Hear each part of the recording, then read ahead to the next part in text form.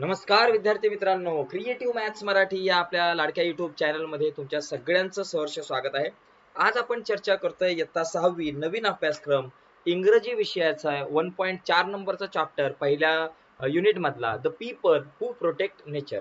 म्हणजे अशी लोक की ज्यांनी नेचर म्हणजे हा जो निसर्ग जे आहे त्या निसर्गाला वाचवलंय, अशा लोकांविषयी आज आपण चर्चा करणार आहोत. ओके, तर अशा लोकांना आज आपण समजून घेणार आहोत. तर जाऊयात मित्रांनो पटकन पुढे.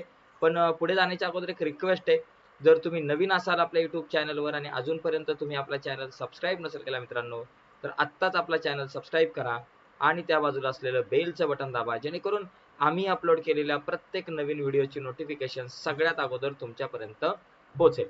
चला जाऊयात पुढे. या ठिकाणी तर पहिली आपल्याला एक ऍक्टिव्हिटी आहे, यामध्ये बघा ही ऍक्टिव्हिटी आपल्याला समजून घ्यायची आहे. तर ऍक्टिव्हिटी मध्ये काय आहे, तर इथे बघा, do you know the name of the following pictures. आता खाली जी चित्र दिसतात, तर इथं कुठली चित्र आहे बाबा? सगळ्यात पहिलं हे झाड कुठलं दिसतंय? वडाचं झाड दिसतंय. मग वडाच्या झाडाला काय म्हणतात इंग्लिश मध्ये? बनियान ट्रीज. ओके, या ठिकाणी आपण म्हणू banyan tree. Okay, banyan tree आपण या ठिकाणी म्हणू वडाला. आता हे जे आहे काय निवडुंगाचं झाड आहे. निवडुंगाला इंग्लिश मध्ये काय म्हणतात? कॅक्टस म्हणतात. Okay, CACTUS cactus.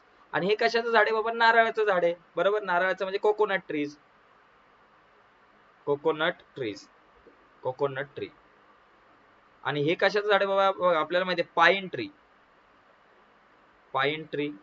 अशा पद्धतीने ही झाडं जी आहेत त्यांची नावं आपण लिहू शकतो. ठीक आहे, तर आता आपण ही झाडं समजून घेतली. आता या धड्याचं जर नाव जर बघितलं, नावात सगळं असतं मित्रांनो. नाव काय आहे की द पीपल, अशी लोक की ज्यांनी नेचर प्रोटेक्ट केलं, नेचरला म्हणजे या निसर्गाला वाचवलं, निसर्गाला प्रोटेक्ट केलं, म्हणजे निसर्गाचं संरक्षण केलं, अशी लोक ही. ओके, तर आता आपण या लोकांविषयी जाणून घेऊयात. अशी कुठली लोक होती की ज्यांनी या निसर्गाचं संरक्षण केलेलं आहे, तर त्यावर आज आपण चर्चा करूया. चला बघा, तर ही कोण होती अशी महान लोक की ज्या लोकांमुळे आज निसर्ग वाचलेला आहे, आणि यांच्यासारखी अनेक लोक आज आपल्याला जगात दिसत आहे की जी लोक निसर्गाला वाचवण्याचा प्रयत्न करतात. एका बाजूला आपण झाडं तोडतोय, पण यांसारखी महान लोक आहेत ज्यामुळे आपण मोकळा श्वास घेतो, ज्यामुळे जंगल टिकून राहिली ज्यांच्यामुळे. बघा, nature is very important for our life. आता हे काय सांगायची गरज नाहीये. नेचर म्हणजे निसर्ग आपल्या आयुष्यामध्ये अतिशय महत्वाचा भाग आहे. Forest give us fresh air. निसर्ग आपल्याला काय देतो?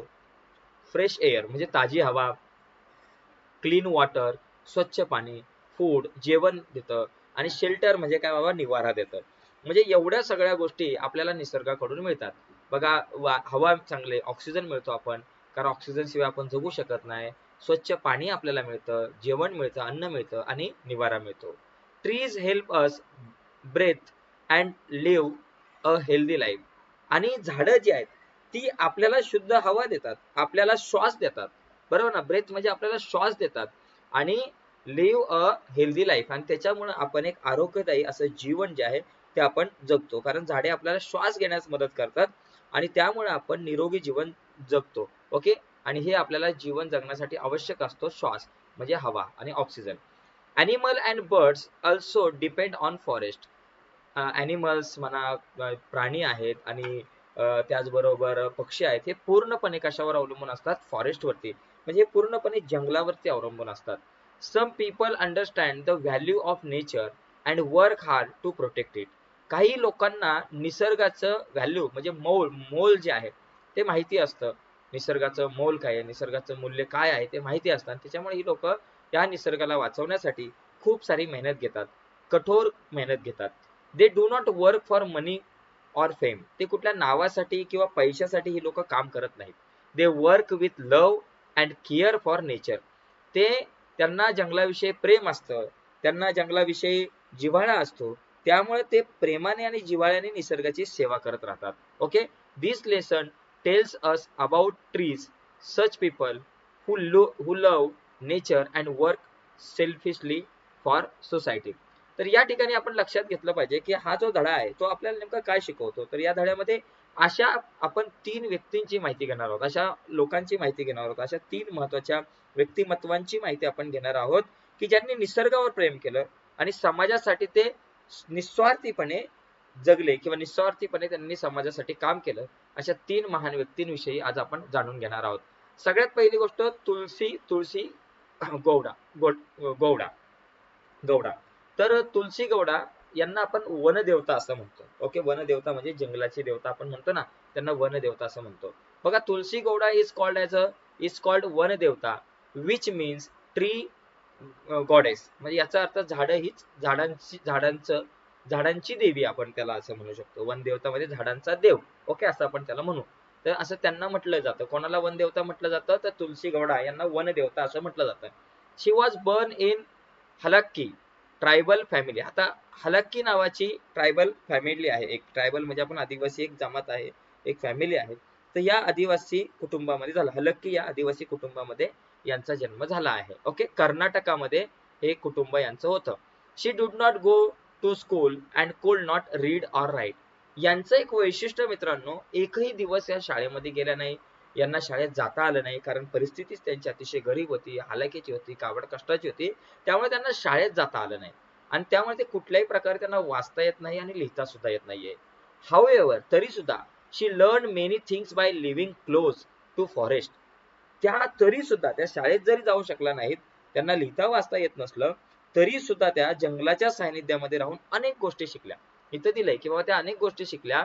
जंगलाच्या सानिध्यात राहून, या जंगलामध्ये राहून त्या अनेक गोष्टी शिकलेल्या आहेत. She had deep knowledge of trees. त्यांना झाडाविषयी अतिशय सखोल ज्ञान आहे. डीप नॉलेज म्हणजे त्यांना झाडाविषयी, निसर्गाविषयी, प्लांट अँड हर्ब्स. प्लांट म्हणजे झाडे, ट्री असेल, झाडं असेल. त्याचबरोबर प्लांट म्हणजे आपण म्हणू शकतो रोपं असतील आणि वनस्पती असतील, आणि हर्ब्स म्हणजे औषधी वनस्पती. यांचं त्यांना सखोल ज्ञान होतं. Environmentalist called her encyclopaedia of forest because of her great knowledge. त्यांचं जे ज्ञान इतकं त्यांच्याकडे होतं की त्यांना जंगलाची इन्सायक्लोपीडिया. आता इन्सायक्लोपीडिया म्हणजे काय, की त्याला आपण म्हणू शकतो ज्ञानकोश.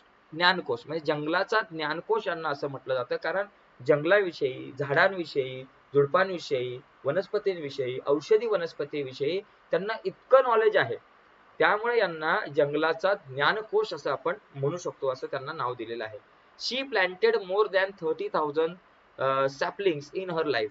त्यांनी त्यांच्या आयुष्यामध्ये जवळपास 30,000 पेक्षा अधिक रोप त्यांनी आपल्या आयुष्यामध्ये लावलेली आहेत. 30,000 पेक्षा. मित्रांनो, आपण एक तरी रोप लावलंय का? विचार करा. आपण किती रोप लावलेत? 30,000 रोप यांनी लावलेत. आपण 3 तरी रोप लावली पाहिजेत.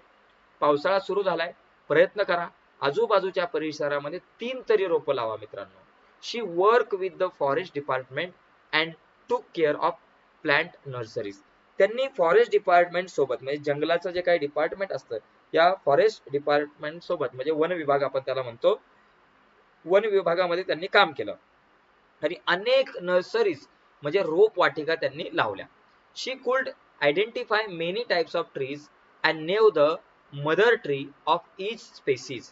बघा, यांनी काय केलं माहितीये का मित्रांनो, अनेक प्रकारची झाडं त्यांना ते ओळखत असत. त्यांनी ओळख करून घेतली. अनेक प्रकारची झाडं जे आहे त्यांचं ज्ञान होतं. कुठलंही झाड दाखवलं जंगलातलं तरी त्या पटकन त्या झाडांना ओळखायच्या. आणि त्याचबरोबर प्रत्येक प्रजातीच्या मातृवृक्षाची सुद्धा त्यांना माहिती होती, म्हणजे स्पेसिसची सुद्धा. म्हणजे एखादं प्लांट जे आहे, झाड जे आहे, ते कुठल्या नेमक्या वेगळ्या झाडापासून तयार झालं असेल याची त्यांना सगळी माहिती होती. She believe that the forest taught her like a teacher. त्यांचा असा विश्वास होता की झाडं जी आहे, जंगल जे आहे, हे त्यांचे गुरु आहेत. कारण जंगलाकडून बऱ्याचशा गोष्टी फॉरेस्ट करून त्यांना शिकायला मिळतात. त्याच्यामुळे जंगल आपल्याला शिक्षकासारखे आहेत, म्हणजे टीचर सारखे आहेत, म्हणजे गुरुस्थानी आहेत. जंगलाला ते गुरु मानायचे, कारण जंगलांकडून त्या बऱ्याच गोष्टी शिकल्या होत्या. झाडांची नावं, झाडांचे गुणधर्म, हे सगळं त्यांना जंगलाकडून शिकायला मिळालं होतं. She love trees as her own children. एका लहान, म्हणजे ते झाडांवरती प्रेम करायचे. किती प्रेम करायचे? जसं आपलं एखादं लहान मूल आहे त्याचप्रमाणे ते झाडांवरती प्रेम करायचे. म्हणजे जसं आपण आपल्या लहान मुलावरती आई प्रेम करते, तेवढंच प्रेम या झाडावरती करायच्या. In 2021 the government of India honoured with her the Padma Shri award. त्यांना पद्मश्री अवॉर्डने सन्मानित करण्यात आलं 2021 मध्ये. बरोबर. त्यांचं जे ग्रेट सर्व्हिस टू नेचर, त्यांचं जे काही निसर्गाविषयी त्यांनी जे काही काम केलेलं आहे त्या संदर्भात त्यांना त्यांचा गौरव करण्यात आला होता पद्मश्री या पुरस्काराने. ओके, त्यांनी जे महान कार्य केलं निसर्गाबद्दल. ओके, चला आता आपण पुढचं बघू, पुढचं व्यक्तिमत्व. तर आता आपण तुलसी गौडा यांच्या संदर्भात समजून घेतलं.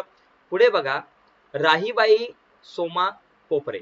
आता राहीबाई सोमा पोपरे जे आहेत यांच्या संदर्भात आपण समजून घेऊयात. बघा राहीबाई सोमा पोपरे म्हणजे यांना पद्मश्री मिळालं होतं. Is now as seed mother.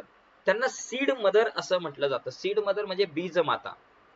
बीज माता, बियांची माता, कारण त्यांनी अनेक बिया जपून ठेवल्या, संशोधन केलं त्या बाबतीमध्ये. She is a tribal farmer from Maharashtra. त्या एक महाराष्ट्रातल्या आदिवासी शेतकरी होत्या. She could not attend school because her family was very poor. त्यांची फॅमिली अतिशय गरीब होती. मित्रांनो बघा, त्या शिकल्या नाही म्हणजे त्यांनी औपचारिक शिक्षण घेतलं नाही, परंतु त्यांनी निसर्गाचं शिक्षण घेतलं, बी बियाणांचं शिक्षण घेतलं.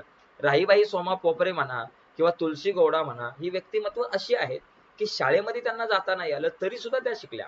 त्या निसर्गाकडून शिकल्या, निसर्गाचं निरीक्षण केलं, निसर्गाचं ऑब्झर्वेशन केलं. मित्रांनो शाळेत न जाता एवढं काय शिकता येतंय, पण आपण तर शाळेत आहोत, त्यामुळे आपण खूप साऱ्या गोष्टी शिकल्या पाहिजेत. आपल्याला खूप सारं शिकता आलं पाहिजे. She could not attend school because her family was poor. त्यांची फॅमिली पुअर होती, त्याच्यामुळे गरीब होती, त्याच्यामुळे शिकता आलं नाही. She started working in field at young age. अतिशय तरुण वयापासूनच त्यांनी शेतीमध्ये काम करणं सुरू केलं. फील्डमध्ये म्हणजे शाळेमध्ये गेले नाही, परंतु अतिशय कमी वयापासून म्हणजे लहानपणापासूनच त्यांनी शेतीच्या कामाला सुरुवात केली. And she learn farming through daily work and experience. दररोज त्या शेतात जात होत्या आणि त्या अनुभवातूनच, आपल्या रोजच्या अनुभवातून शेती कशी करायची, शेतामध्ये पीक कसं घ्यायचं, या सगळ्या गोष्टी त्या शिकल्या. She saved many traditional and native seeds of crops. मित्रांनो लक्षात घ्या, त्यांनी काय केलं, ट्रॅडिशनल म्हणजे पारंपरिक आणि स्थानिक बियाणं जे असतात आपल्याकडे, पारंपरिक आणि नेटिव्ह म्हणजे स्थानिक जी बियाणं आहेत ती त्यांनी जपून ठेवली. मित्रांनो स्थानिक बियाणं खूप महत्वाचे आहे. बऱ्याचदा काय होतं, एखादा ठराविक प्रदेश असतो, त्या प्रदेशामध्ये ठराविक प्रकारचेच पिके होत असतात, चांगल्या प्रकारे होत असतात. तर ती जी काही पिकं आहेत त्यांच्या ज्या बिया आहेत त्यांनी जपून ठेवल्या, कारण बऱ्याचदा काळाच्या ओघामध्ये या स्थानिक पिकं जे असतात त्यांच्या बिया ज्या आहेत त्या नामशेष होतात आणि त्याच्यामुळे काय होतात, नवीन कुठली तरी पिकं या शेतीमध्ये घेतली जातात आणि त्याचा तेवढा फायदा होत नाही. कारण एखाद्या ठिकाणची माती, तिथलं वातावरण, त्या वातावरणाला सूट होणारी काही वनस्पती असतात, काही रोपे असतात, काही पिके असतात, ती जर तिथे घेतली तर ती चांगल्या प्रकारे येतात. आणि हे काम यांनी खूप महत्वाचं केलं. सगळी जी काही पारंपरिक आणि स्थानिक जातीची जी काही बियाणे आहेत त्यांनी जपून ठेवली. She encourage farmer to grow local crops. त्यांनी काय केलं, instead of using only market seed. बघा त्यांनी काय केलं, लोकांना बाजार, इन्स्टेंट म्हणजे त्यावर अवलंबून न राहणे, म्हणजे बाजारातील बियांवरच तुम्ही अवलंबून नका राहू. तुम्ही काय करा, आपली जी काही स्थानिक जी पिकं आहेत, स्थानिक जी काही बियाणं आहेत त्याच्यावरच अवलंबून राहा. बरोबर का? म्हणजे त्यांनी सांगितलं की बाबा केवळ बाजारातीलच बियाणांवर अवलंबून न राहता स्थानिक पिकं घ्यायला त्यांनी प्रोत्साहित केलं, म्हणजे त्यांनी इन्करेज केलं शेतकऱ्यांना स्थानिक पिकं घेण्यासाठी. Okay. She thought people about organic farming and natural method. त्यांनी लोकांना ऑर्गॅनिक फार्मिंग म्हणजे सेंद्रिय शेती कशी करायची आणि नैसर्गिक शेती कशी करायची. ऑर्गॅनिक म्हणजे सेंद्रिय शेती आणि नॅचरल म्हणजे नैसर्गिक पद्धतीने सेंद्रिय शेती कशी करायची हे त्यांनी लोकांना शिकवलं. आधी त्या शिकल्यानंतर त्यांनी लोकांना शिकवलं. Rahibai is an active member of Kalsubai Parisar Biyane संवर्धन समिती. बघा कळसुबाई परिसर बियाणे संवर्धन समितीच्या त्या ऍक्टिव्ह मेंबर होत्या. ओके, कार्यकर्त्या होत्या, ऍक्टिव्ह कार्यकर्त्या होत्या. ऍक्टिव्ह म्हणजे काय बाबा, त्या नेहमी कार्यशील अशा कार्यकर्ता होत्या असं आपण या ठिकाणी त्यांना म्हणू शकतो. ओके. तर बघा, हा सक्रिय, ऍक्टिव्ह म्हणजे सक्रिय आपण म्हणू. अकोले म्हणजे बघा समिती ही कुठे होती, अकोल्यामध्ये होती, इन अहिल्यानगर डिस्ट्रिक्ट. म्हणजे त्या अकोल्याच्या अहिल्यानगर डिस्ट्रिक्ट मध्ये ही जी काही समिती आहे तिच्या त्या ऍक्टिव्ह मेंबर होत्या. पुढे बघा काय झालं विषय, स्टार्टेड, पुढे बघा, she started seed bank and nurseries to protect seeds. त्यांनी काय केलं, बियाणं जे आहे त्या बियाणांना प्रोटेक्ट करण्यासाठी, बियाणांचं संवर्धन करण्यासाठी त्यांनी बियाणे बँका, सीड बँक म्हणजे बियाणे बँका आणि रोपवाटिका त्यांनी सुरू केल्या. नर्सरीज म्हणजेच रोपवाटिका त्यांनी सुरू केलेल्या आहेत. She share seed freely with many farmer. कितीतरी शेतकऱ्यांना त्यांनी मोफत बियाणं वाटलेली आहेत. ॲट प्रेझेंट आजपर्यंत about 122 land races and 32 crops are under conservation. म्हणजे या ठिकाणी आजपर्यंत जर आपण बघितलं तर जवळपास 122 लँड रेसेस म्हणजे काय की त्या ठिकाणी, त्या ठराविक स्थानिक ठिकाणी वापरली जाणारी जी काही पिकं आहेत ओके, बियाणांच्या जाती आहेत त्याला आपण म्हणू शकतो त्या, आणि 32 पेक्षा अधिक ओके क्रॉप्स, बियाणं आपण म्हणू शकतो, पिके म्हणा आपण, म्हणजे याचं एकत्रित आपल्याला असं म्हणता येईल की आज त्यांच्या प्रयत्नांमुळे जवळपास 122 स्थानिक बियाणांच्या जाती आणि 32 प्रकारची पिके, 122 स्थानिक बियाणांच्या जाती आणि 32 प्रकारची जी काही पिके आहेत त्यांचं कन्झर्वेशन झालं. त्यांचं कन्झर्वेशन म्हणजे काय बाबा, आपण म्हणू शकतो की त्यांचं संवर्धन केलं, त्यांचं जतन करण्यात आलेलं आहे. ही वर्क हेल्प प्रोटेक्ट फूड, बाबा ही वर्क हेल्प प्रोटेक्ट फूड, त्यांनी त्यांनी त्यांच्या कार्यामुळे जर आपण बघितलं, त्यांनी जे काही कार्य केलं त्याच्यामुळे ही वर्क हेल्प प्रोटेक्ट फूड, त्यांचं जे काम आहे ते अन्न सुरक्षेसाठी, प्रोटेक्ट फूड म्हणजे अन्न सुरक्षेसाठी, फार्मिंग अँड नेचर त्याचबरोबर शेतीसाठी आणि निसर्गासाठी त्यांचं काम हे अतिशय महत्वाचं आहे. अन्न सुरक्षा, शेती आणि निसर्ग यांच्यासाठी त्यांचं काम जे आहे ते अतिशय महत्वाचं आहे. आणि in 2020 she received the Padma Shri award, आणि 2020 ला त्यांना भारताकडून पद्मश्री अवॉर्ड मिळाला. She was also included in the BBC, BBC म्हणजे काय, ब्रिटिश ब्रॉडकास्टिंग कॉर्पोरेशन, अतिशय मोठी न्यूज एजन्सी आहे ही, list of 100 women for her inspiring work for society and nature. ही भारतासाठी सुद्धा अतिशय महत्वाची गोष्ट आहे, कारण समाज आणि निसर्गासाठी केलेल्या या त्यांच्या प्रेरणादायी कामांमुळेच बीबीसीच्या प्रभावी 100 महिलांच्या यादीमध्ये त्यांना स्थान देण्यात आलं होतं. ठीक आहे, तर असं यांचं कर्तृत्व यांचं कर्तृत्व आहे. ओके, राहीबाई सोमा पोपरे यांचं. ठीक आहे, महाराष्ट्रातल्याच्या त्या. आणि त्याच्यानंतर तिसरं व्यक्तिमत्व आपल्यासाठी आहे चैताराम देवचंद पवार. बरोबर, चैताराम देवचंद पवार यांना आपण म्हणू शकतो की बाबा, आपण म्हणू शकतो पायोनियर म्हणजे काय बाबा, पायोनियर म्हणजे त्याला आपण म्हणू शकतो, पायोनियर म्हणजे देवदूत आपण म्हणू शकतो of traditional development and sustainable ऍग्रीकल्चरचे ते एक देवदूत आहे असं आपल्याला म्हणता येईल. आदिवासी विकास आणि शाश्वत शेती. ओके, सस्टेनेबल म्हणजे शाश्वत शेती. आता बघा, चैताराम पवार पद्मश्री अवॉर्ड त्यांना मिळाला. Is a tribal social and environmental leader with over 30 years of experience. जवळपास त्यांचा 30 वर्षाचा अनुभव आहे. पद्मश्री पुरस्कार प्राप्त हे आदिवासी सामाजिक आणि पर्यावरण विषयक नेते होते. ओके, तर आता आपण जर पाहिलं म्हणजे बघा, यांनी जवळपास 30 वर्ष म्हणजे 30 वर्षाहून अधिक काळाचा त्यांना अनुभव आहे. He has led conservation, sustainable farming and community development work in more than 100 village across Maharashtra and Gujarat. Maharashtra आणि गुजरात या दोन राज्यामधल्या जवळपास 100 पेक्षा अधिक गावांमध्ये त्यांनी पर्यावरण संवर्धन, कन्झर्वेशन म्हणजे काय बाबा, संवर्धन आपण म्हणू शकतो, पर्यावरण संवर्धन, आणि त्याचबरोबर सस्टेनेबल फार्मिंग म्हणजे शाश्वत शेती, आणि कम्युनिटी डेव्हलपमेंट म्हणजे काय, सामाजिक आपण म्हणू शकतो विकास त्यांनी केलेला आहे. कुठे केलाय, जवळपास 100 गावांमध्ये, महाराष्ट्र आणि गुजरात मधल्या जवळपास 100 गावांमध्ये त्यांनी कन्झर्वेशन, सस्टेनेबल फार्मिंग आणि कम्युनिटी डेव्हलपमेंटचं काम केलेलं आहे.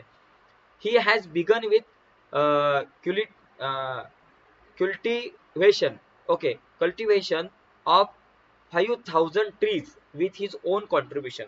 बघा, त्यांनी जवळपास स्वतःच्या प्रयत्नामधून 5,000 पेक्षा अधिक झाडांची त्यांनी लागवड केलेली आहे स्वतःच्या प्रयत्नांमधून.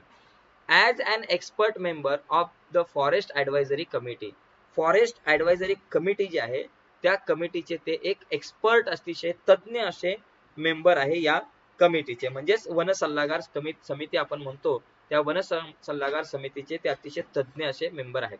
ही help protect forest, empower tribal communities specially women and promote self relevant development. त्यांचं काम जे आहे, त्यांनी कशाला मदत केली, प्रोटेक्ट फॉरेस्ट म्हणजे जंगल जे आहे त्या जंगलांचं संरक्षण करण्यासाठी त्यांनी मदत केली. त्याचबरोबर एम्पॉवर ट्रायबल कम्युनिटीज, ज्या काही ट्रायबल कम्युनिटीज आहेत, आदिवासी जमाती आहेत, यांचं संवर्धन करण्यासाठी प्रयत्न केला, यांचा विकास करण्यासाठी प्रयत्न केला. स्पेशली वुमेन, महिलांचा विकास कसा जास्त होईल यावरती त्यांनी प्रयत्न केला. महिलांचं सक्षमीकरण कसं होईल याचा त्यांनी विचार केला. एम्पॉवरमेंट म्हणजे सक्षमीकरण कसं करता येईल. त्याचबरोबर promote self relevant development, self relevant development जे आपण म्हणतो ना, स्वावलंबनासाठी काम करून स्वतःचा विकास करणं यावर त्यांनी काम केलं. He has started work from his village. त्यांनी कामाची जी सुरुवात आहे त्यांच्या स्वतःच्या विलेज पासून केली. ओके, त्याचं नाव आहे बारीपाडा. या स्वतःच्या त्यांनी गावापासूनच त्यांनी सुरुवात केली, बारीपाडा मधूनच. Okay, Dhule district with the help of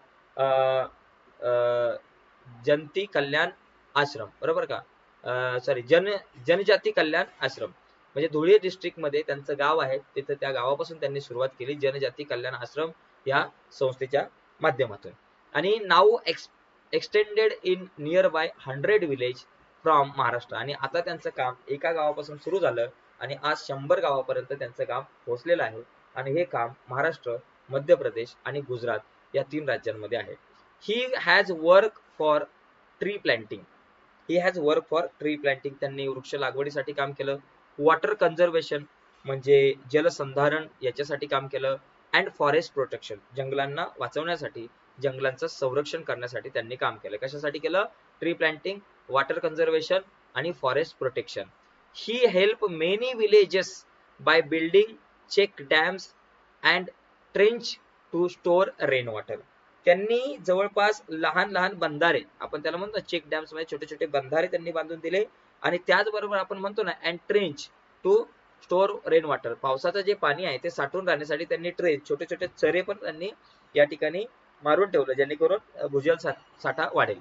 because of दिस, या सर्व कारणांमुळे the ground water level increase in many areas, अनेक भागांमध्ये त्यांच्या या कामांमुळे पाण्याची जी पातळी आहे ती इन्क्रीज झालेली आहे बऱ्याचशा भागांमध्ये. Farmer got more water for farming and their crops improve. त्याच्यामुळे काय झालं, शेतकऱ्यांना जास्तीत जास्त पाण्याचा वापर करता आला आपल्या शेतीसाठी, आणि त्याच्यामुळे त्यांची जी पिकाचं उत्पादन जे आहे ते सुद्धा या ठिकाणी खूप मोठ्या प्रमाणामध्ये शेतकऱ्यांचं वाढलं. ही work also help birds and animal to get safe homes. त्यांनी प्राणी आणि पक्षी जे आहेत यांच्यासाठी पण काम केलं, म्हणजे त्यांच्या कामामुळे पक्षी आणि प्राण्यांनीही सुरक्षित अधिवास जे आहे पक्ष्यांनी घेतला, म्हणजे पक्षी आणि प्राणी यांना सुद्धा सुरक्षित अशी घरं त्यांना मिळाली, अधिवास मिळाला. ओके, मेनी फॉर, घर म्हणजे काय बाबा, प्राण्यांचं पक्ष्यांचं घर म्हणजे त्यांचं झाड असेल, झाड कुठं असतं, जंगलामध्ये असतं, यांनी झाडं लावली, जंगलं निर्माण केली, म्हणून पक्ष्यांना सुद्धा त्यांचं हक्काचं घर मिळालं. Many forest were save because of his efforts. त्यांच्या एफर्ट्समुळेच अनेक फॉरेस्ट, अनेक जंगलं जी आहेत ती वाचली. In 2025, he received Padma Shri award for his valuable work for society and nature. त्याच्यामुळं समाज आणि निसर्ग यांच्यासाठी त्यांनी केलेल्या आहे त्यांच्या या अमूल्य अशा योगदानामुळे, अमूल्य अशा कामामुळे त्यांना भारत सरकारकडून 2025चा पद्मश्री अवॉर्ड देण्यात आला. तर अशा प्रकारे मित्रांनो आपण 3 व्यक्तिमत्वांवर चर्चा केली, 3 व्यक्तिमत्वांना जाणून घेतलं, ज्या 3 व्यक्तिमत्वांनी झाडांसाठी, जंगलासाठी काम केलं, निसर्गासाठी काम केलं. तर यांच्याकडून नुसता धडा हा आपल्याला अभ्यासाला आहे म्हणून अभ्यासाचा नाही, तर या सगळ्या लोकांकडून प्रेरणा घेऊन आपणही एक तरी झाड लावायचं आहे या पावसाळ्यामध्ये. आणि झाड कोणी तोडत असेल तर झाडं तोडण्यापासून थांबवायचं या सगळ्या लोकांना. आणि निसर्गाचा जो काही समतोल जो ढासळतोय त्याला वाचवण्याचं काम आपलं आहे. जी या लोकांनी परंपरा सुरू केलेली आहे, या 3 लोकांनी किंवा यांच्यासारख्या असंख्य लोकांनी परंपरा जी सुरू केलेली आहे निसर्गावर प्रेम करण्याची, निसर्गाचा जतन करण्याची, ती परंपरा आपण पुढे चालूया. ओके, गुरुने दिला मान्यान रूपी वसा, आम्ही चालवू हा पुढे वारसा. यांसारख्या लोकांना आणि निसर्गाला गुरु मानून त्यांनी दिलेला वारसा आपण पुढे चालवण्याचा प्रयत्न करू. आणि आजच्या चर्चेत इथेच थांबूयात. धन्यवाद मित्रांनो, बाय सर्वांना. नवीन असाल आपल्या चॅनलवर, अजूनपर्यंत चॅनल सबस्क्राईब नसेल केला तर आत्ताच आपला चॅनल सबस्क्राईब करा आणि त्या बाजूला असलेलं बेलचं बटन दाबा, जेणेकरून आम्ही अपलोड केलेल्या प्रत्येक नवीन व्हिडिओची नोटिफिकेशन तुमच्यापर्यंत पोहोचेल. बाय मित्रांनो, धन्यवाद सर्वांना.